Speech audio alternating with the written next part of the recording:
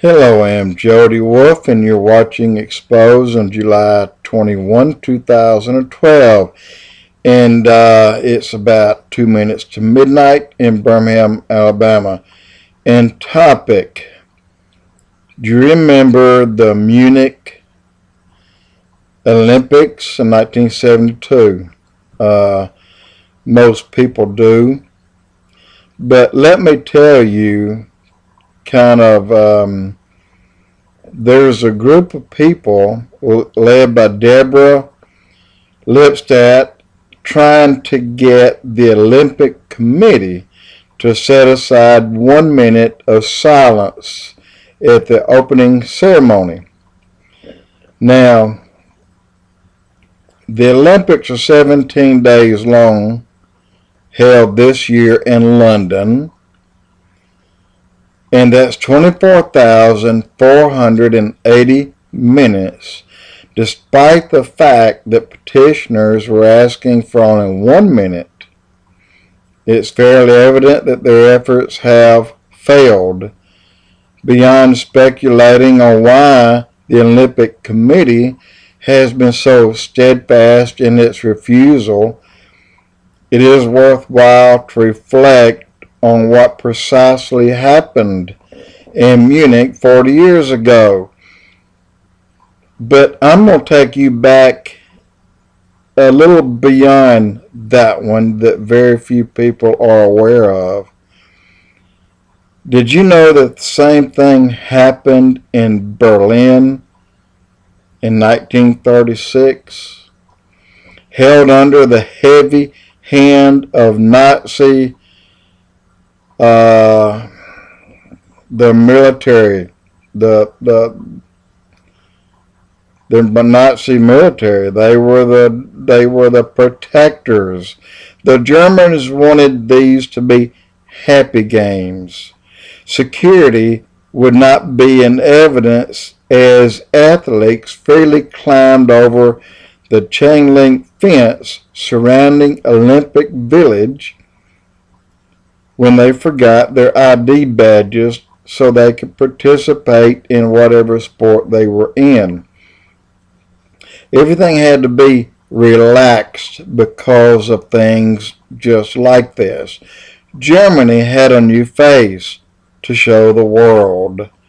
That's all changed on the morning, that all changed on the morning of September the 5th of that 1936, when Palestinian Terrorist from the Fatah's Black September organization scaled the fence around the Olympic Village. Armed with machine guns and grenades, they immediately killed 2 Israeli athletes and took 9 others hostage.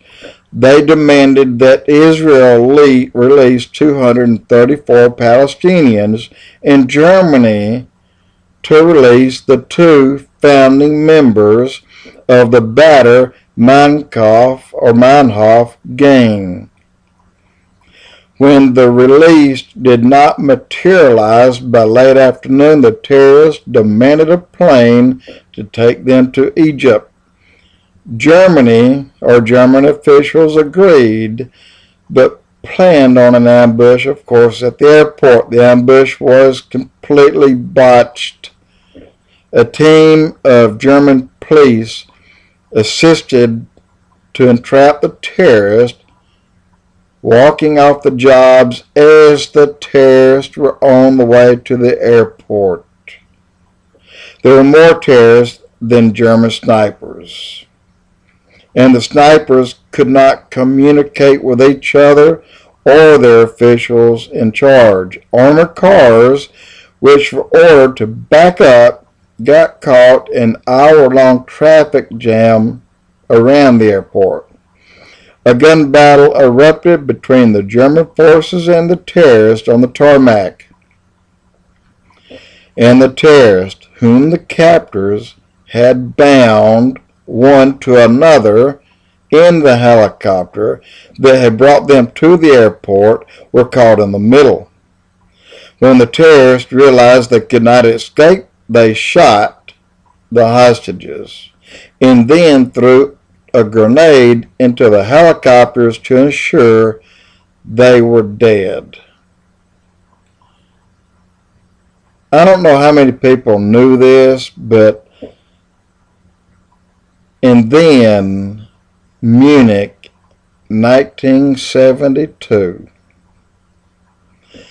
And the reason they wanted to evoke the memory of the 36 games. They wanted this to be so much better. But look what happened. It happened again. And with the games coming on in London, what's going to happen there? It simply said that Jewish blood is cheap. And I just want to tell you that this is not going to stop, and I would almost guarantee, since London and since the surrounding area has a very large Muslim communities rather. Let's hope and pray it does not happen. But keep in mind, on my last blog, Perez, they will paralyze the terrorist. And I promise you, that man and Benjamin Netanyahu has started. And it will end in the way that God wants it to end. But let's just hope two things. Number one, that they give them their minute of silence. I think it's only, they need it. They need it. And I think America could absolutely voice an opinion there. And I think so could Germany and England. And I think many others should ask and demand that 1 minute. Jody Wolf, Expoz.